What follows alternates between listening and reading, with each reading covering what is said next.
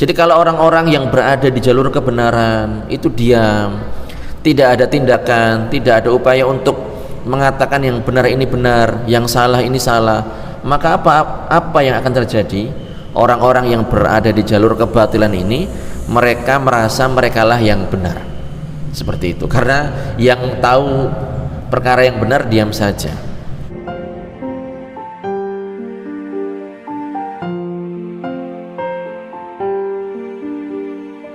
Assalamualaikum warahmatullahi wabarakatuh.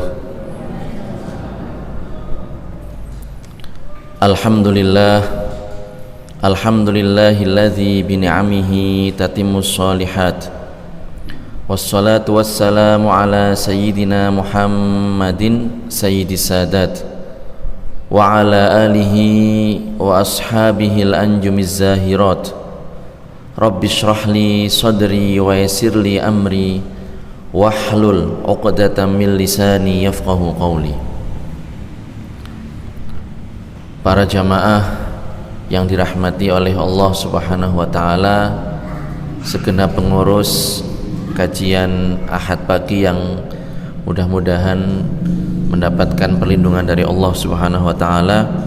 Alhamdulillah, di pagi yang cerah ini kita semuanya masih diberikan berbagai macam kenikmatan oleh Allah Subhanahu wa taala, utamanya nikmat iman, nikmat Islam, nikmat hati kita digerakkan oleh Allah Subhanahu wa taala sehingga kita bisa hadir di tempat yang mulia ini.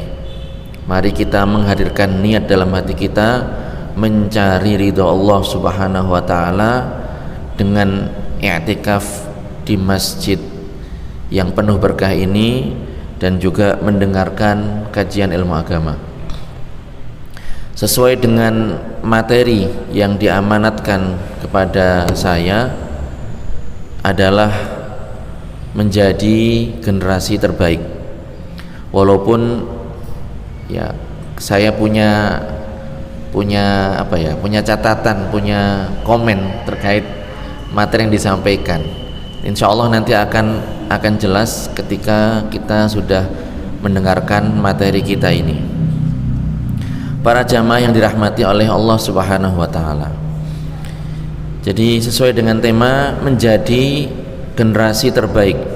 Pertanyaannya adalah, apakah generasi terbaik itu? Ya, kalau saya ditanya dengan pertanyaan semacam ini, maka jawaban saya adalah bahwa generasi terbaik adalah generasi yang dididik oleh pendidik terbaik, yaitu baginda Rasulullah Shallallahu Alaihi Wasallam. Generasi yang paling mulia dari seluruh umat Muhammad Shallallahu Alaihi Wasallam adalah mereka, para ulama tentunya, yang hidup pada 3 abad pertama Hijriah. Dan inilah yang disabdakan dan disebutkan oleh baginda Rasulullah Shallallahu Alaihi Wasallam dalam hadisnya yang sangat populer sekali, dan hadis ini diriwayatkan oleh Imam Al-Bukhari. Beliau menyatakan dan bersabda, khairul quruni qarni tsummal ladzina yalunahum tsummal ladzina yalunahum. Khairul quruni qarni, sebaik-baik umatku, sebaik-baik abad, sebaik-baik umatku adalah mereka yang hidup seabad denganku, semasa denganku. Tsummal ladzina yalunahum, kemudian mereka yang hidup di abad berikutnya. Tsummal ladzina yalunahum, kemudian lagi mereka yang hidup di abad berikutnya. Hadis riwayat Imam Al-Bukhari. Di sini ada, dalam hadis disebutkan ada kata al-qurun yang merupakan bentuk jamak atau bentuk plural dari qarn. Qurun bentuk jamak dari qarn. Yang ini maknanya adalah 100 tahun. Maksudnya adalah abad, karena satu abad ini berarti 100 tahun. Dan inilah makna yang dipilih oleh para ulama. Di antaranya adalah Al-Hafidh Abul Qasim Ibnu Asakir dan Ada juga para ulama yang lainnya yang menjelaskan makna qaran dalam hadis ini. Nah, siapakah mereka itu? Generasi terbaik itu, mereka inilah yang dimaksudkan dalam firman Allah Subhanahu wa taala di surat At-Taubah ayat 100. Allah Subhanahu wa taala berfirman, was-sabiqunal awwalun minal muhajirin wal ansar walladzina ittaba'uuhum bi ihsan radhiyallahu anhum wa radu an. Surat At-Taubah ayat 100. Jadi was-sabiqunal awwalun, orang-orang yang terdahulu. Siapakah mereka? Minal muhajirin wal ansar. Mereka adalah golongan muhajirin dan ansar. Muhajirin ini adalah umat Islam yang dididik oleh Rasulullah SAW, dan mereka diperintahkan untuk berhijrah dari Makkah ke Madinah. Kemudian wal ansar adalah orang-orang Islam yang mereka tinggal di Madinah, yang memberikan banyak sekali pertolongan kepada umat Islam yang datang dari Makkah, ya, sesuai dengan namanya Ansor, orang-orang yang memberikan pertolongan. Kemudian walladzina taba'uhum bi ihsan, dan orang-orang yang mengikuti mereka dalam kebaikan. Apa yang didapatkan oleh mereka? Radhiyallahu anhum, Allah meridhai mereka, wa radu an, dan mereka juga ridha dengan Allah Subhanahu wa taala. Wa a'adda lahum jannatin tajri min tahti jannatin tajri tahtahal anhar. Jadi mereka telah disiapkan oleh Allah Subhanahu wa taala surga yang mengalir di bawahnya sungai-sungai. Khalidina fiha, mereka kekal di dalamnya, karena memang keyakinan kita surga ini dijadikan kekal oleh Allah Subhanahu wa taala. Khalidina fiha abada, dzalikal fauzul azim, itu adalah suatu keberuntungan yang sangat agung sekali.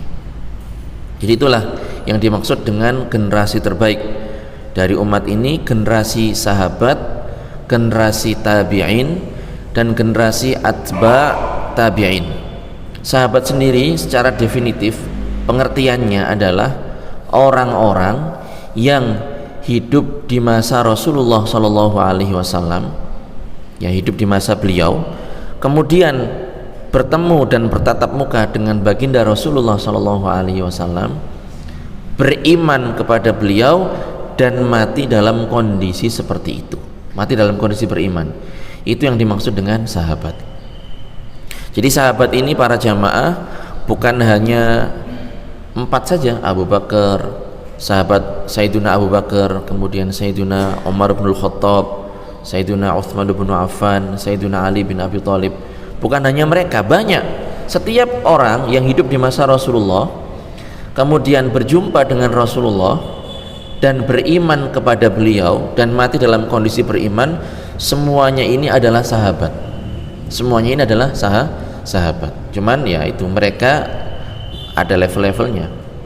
Ada 4 sahabat tadi yang mulia. Kemudian kita juga mengenal ada 10 orang yang dijamin masuk surga oleh baginda Rasulullah SAW, dan ada juga tidak hanya 10 sebenarnya yang dijamin masuk surga. Cuman para ulama mengatakan 10 orang ini menjadi istimewa karena mereka ini disebutkan dalam satu majelis.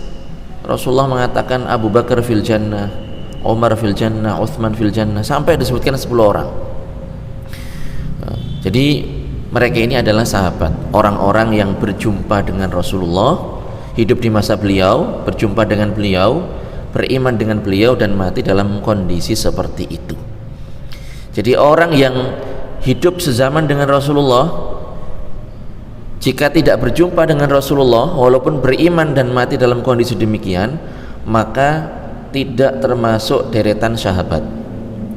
Mendapatkan kemuliaan tapi tidak termasuk sahabat. Seperti siapa?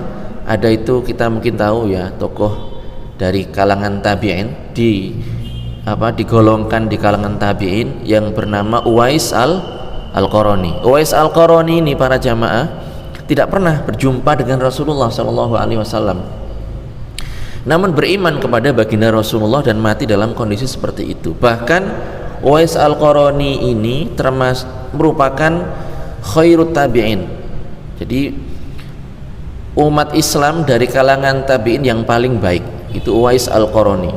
Sampai-sampai baginda Rasulullah itu mewasiatkan kepada Sayyidina Umar bin Khattab yang mananya kurang lebih seperti ini. Jadi kalau kamu sempat bertemu dengan sosok yang bernama Uwais Al-Qarani yang sangat berbakti kepada ibunya, mintalah doa kepadanya. Nah, ini namanya tabi'in. Jadi generasi setelahnya, setelah sahabat. Begitu juga orang yang hidup di masa Rasulullah, berjumpa dengan Rasulullah tetapi tidak beriman dengan beliau, ini juga bukan dinamakan sahabat. Seperti Abu Thalib, Abu Lahab, ini dua-duanya ini sama-sama kerabat Rasulullah Shallallahu Alaihi Wasallam. Bahkan Abu Lahab ini disebutkan dalam Al-Quran dalam satu surat. Ini membahas tentang Abu Lahab dan keluarganya. Namun karena tidak beriman dengan Rasulullah, maka tidak disebut dengan sahabat. Begitu juga orang yang berjumpa dengan Rasulullah, semasa dengan Rasulullah, berjumpa dengan beliau, beriman dengan beliau, namun sangat disayangkan mati dalam kondisi murtad. Ini juga bukan dinamakan dengan sahabat. Oleh karenanya, ya ini kalau kita membahas tentang masalah murtad, ini kan sudah kehendak Allah Subhanahu wa taala. Kita berdoa kepada Allah, mudah-mudahan kita senantiasa ditetapkan dalam iman dan Islam. Ya karena ini haknya Allah Subhanahu wa taala. Kita tidak tahu bagaimana akhir hidup kita nanti. Namun kita berupaya konsisten, istiqomah supaya ditetapkan oleh Allah Subhanahu wa taala dalam iman dan Islam. Jadi ada para jamaah, beberapa orang yang sudah beriman dengan Rasulullah itu mati dalam kondisi murtad.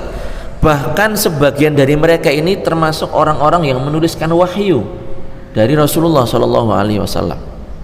Tapi ya itulah, Allah memberikan petunjuk kepada hamba yang Allah kehendaki, dan Allah juga menyesatkan siapapun dari hamba yang Allah kehendaki. Jadi bukan termasuk sahabat. Jadi itu generasi sahabat, kemudian generasi tabi'in seperti tadi Uwais Al-Qarani, kemudian generasi atba at-tabi'in. Mereka ini adalah generasi terbaik yang mereka diistilahkan dengan sebutan salaf, yaitu mereka orang-orang mulia yang hidup di 3 abad pertama Hijriah, atau kalau mau dikelompokkan ya kelompok sahabat Rasulullah, kelompok tabi'in, kemudian atba at-tabi'in. Apakah maksudnya semua yang hidup di situ lebih baik daripada yang hidup setelahnya? Enggak. Itu adalah maksudnya paling baik ini adalah secara umum.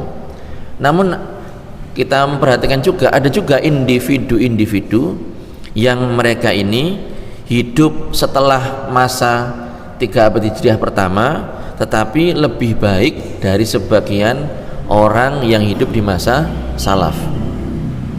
Kita mengenal ada tokoh Sultan Muhammad Al-Fatih. Ini beliau ini setelah salaf, ini bukan hidup di 3 abad pertama Hijriah. Kota Konstantinopel itu ditaklukkan oleh beliau jauh setelah itu.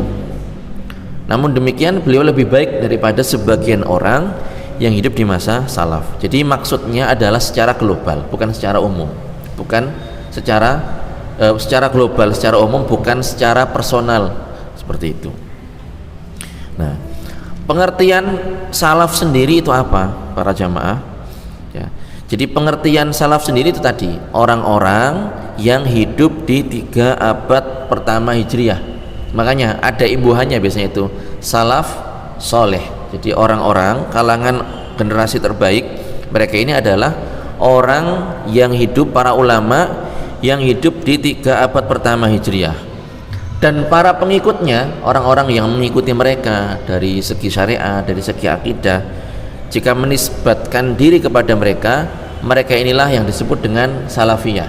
Jadi kalau orang mengatakan saya salafi, saya salafiyah, maksudnya adalah mengikuti mereka dari segi syariat, dari segi akidah.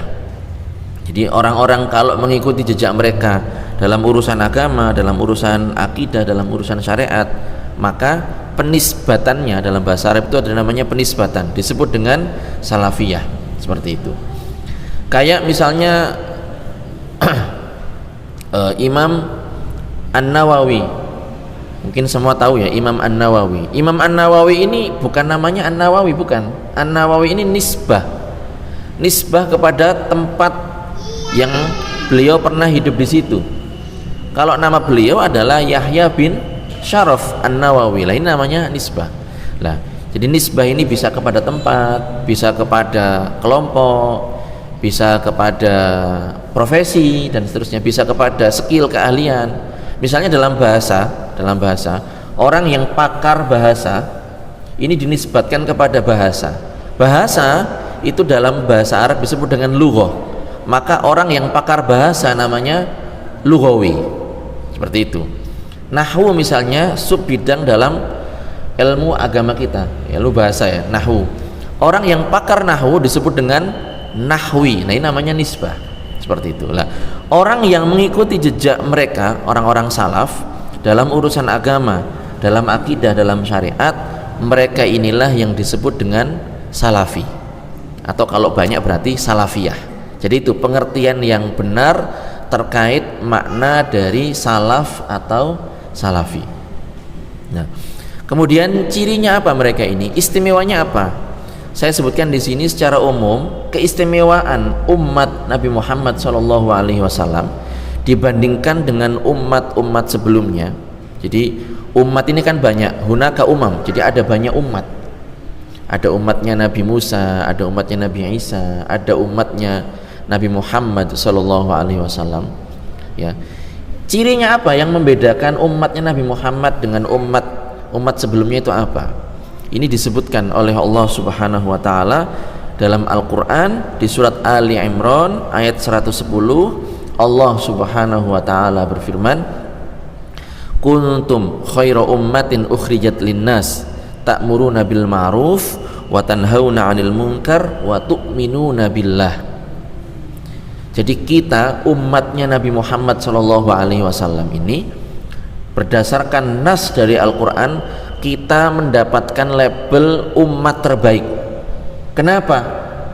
Sebagaimana disebutkan dalam Al-Quran, ta'muruna bil ma'ruf. Kalian, kata Rasul dalam Al-Quran disebutkan, ya, kuntum khairu ummatin. Kalian adalah sebaik-baik umat ukhrijat linnas, yang dikeluarkan untuk manusia. Kenapa? Istimewanya di mana?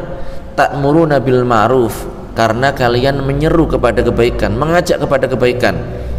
Wa tanhauna 'anil munkar, dan kalian mencegah dari al-munkar, hal-hal yang dilarang oleh Allah Subhanahu wa taala, perkara-perkara yang diharamkan oleh Allah Subhanahu wa taala.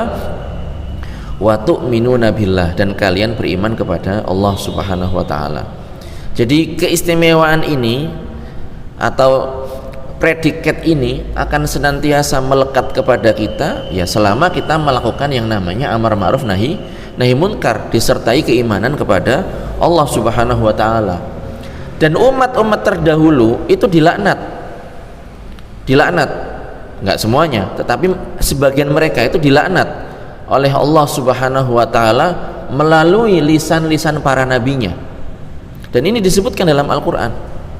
Jadi inilah yang membedakan, nanti akan kita sebutkan pembeda antara umat terdahulu dengan umatnya Nabi Muhammad SAW. Apa? Dalam surat Al-Maidah ayat 78 dan 79, Allah Subhanahu wa taala berfirman, lu'inal ladzina kafaru min bani Israil ala lisani Dawud wa Isa bin Maryam dzalika bima asaw wa kanu ya'tadun kanu la yatanahawna 'an munkarin fa'aluh labi'sa ma kanu yaf'alun. Jadi lu'inal ladzina kafaru min bani Israil, orang-orang kafir dari golongan Bani Israel itu dilaknat ala lisani Dawud wa Isa bin Maryam, melalui lisan para nabi. Di sini disebutkan lisan Nabi Dawud dan Nabi Isa alaihissalam, putra Maryam. Kenapa demikian? bima asau, karena mereka ini adalah dzalika bima asau, mereka ini adalah orang-orang yang durhaka kepada Allah Subhanahu wa taala. Wa kanu ya'tadun, mereka adalah orang-orang yang melampaui batas. Namun sebelum saya lanjutkan terkait ayat ini, jadi di sini ingin saya sampaikan bahwasanya Israel, kata Israel ini harus kita pahami, Israel itu adalah nama lain dari Nabi Yakub alaihissalam. Jadi Israel itu adalah nama lain dari Nabi Yakub alaihissalam. Ya, hanya saja sangat disayangkan sekarang ini menjadi nama dari sebuah negara. Ya, jadi kita jangan sampai salah sasaran. Kadang orang melaknat Israel, padahal Israel ini adalah nama lain dari Nabi Yakub alaihissalam, Nabi yang mulia, Nabi yang menyebarkan keyakinan bahwasanya satu-satunya zat yang berhak disembah adalah Allah Subhanahu wa taala, mengajarkan agama Islam, tidak boleh dilaknat seperti itu. Jadi ini harus diperhatikan. Makanya mungkin diganti, misalnya kalau mau menyebut mereka ya Yahudi begitu saja, jangan Israelnya, karena Israel ini adalah nama lain dari Nabi Yakub alaihissalam. Jadi orang-orang kafir dari kalangan Bani Israel, keturunan dari Nabi Israel, Nabi Yakub alaihissalam ini yang kafir, dilaknat oleh Allah Subhanahu wa taala melalui lisan para nabinya. Di sini disebutkan Nabi Daud dan Nabi Isa putra Maryam. Kenapa demikian? Dzalika bima asaw wa kanu ya'tadun. Hal itu dikarenakan mereka durhaka kepada Allah Subhanahu wa taala dan mereka adalah orang-orang yang melampaui batas. Apalagi kanu la yatanahawna 'an munkarin fa'aluh. Mereka ini satu sama lain tidak melarang tindakan munkar yang mereka perbuat. Jadi kalau ada perbuatan munkar dibiarkan, maka mereka mendapatkan laknat dari Allah Subhanahu wa taala. Bagaimana sebaiknya? Ya, sesuai dengan ayat yang sudah disebutkan sebelumnya, kita mengajak kepada kebaikan dan mencegah dari perkara yang munkar. Namun demikian bukan berarti menyampingkan sikap bijak. Tetap harus bijak bagaimana bersikap atau menerapkan amar ma'ruf nahi munkar, ya, supaya sampai kepada tujuan yang dikehendaki. Jadi ketika seseorang melakukan amar ma'ruf nahi munkar, itu jangan sampai menjadikan kepada kemungkaran yang lebih parah. Nah, ini mungkin harus kita perhatikan para jamaah yang dirahmati oleh Allah Subhanahu wa taala. Tapi bukan berarti ditinggalkan sama sekali, bukan, tetap harus kita upayakan. Minimalnya kalau memang sudah sampai ke level itu, kalau memang kan dalam hadis itu kan disebutkan idza ra'a minkum munkaron, idza ahadukum ra'a munkaron falyughayyir biyadihi fa illam yastati' fa bilisanihi fa illam yastati' fa biqalbihi wa dzalika adhaful iman. Begitu hadisnya. Jadi kalau ada salah seorang dari kita melihat kemungkaran, maka harus ada upaya. Upaya pertama adalah dengan tangan kita, dengan kekuatan kita, dengan power kita, dengan kekuasaan kita. Kalau memang kita punya kekuasaan, ya. Kalau memang tidak mampu, dengan lisan kita, dinasihati secara bijak dan seterusnya. Kalau memang tidak mampu, maka diingkari dalam hati, dan itu adalah yang paling sedikit ganjarannya.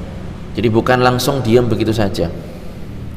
Karena kemungkaran kalau dibiarkan, tidak ada tindakan, tidak ada upaya sama sekali untuk mencegah hal itu, maka akan dianggap biasa oleh kalangan manusia dan akan menjadi sebuah hal yang dianggap suatu kebenaran. Makanya para ulama itu mengatakan idza sakata ahlul haqqi tawahhama ahlul batil annahum 'alal haqq. Idza sakata ahlul haqqi fi ihqaqil haqq wa ibtalil batil tawahhama ahlul batil annahum 'alal haqq.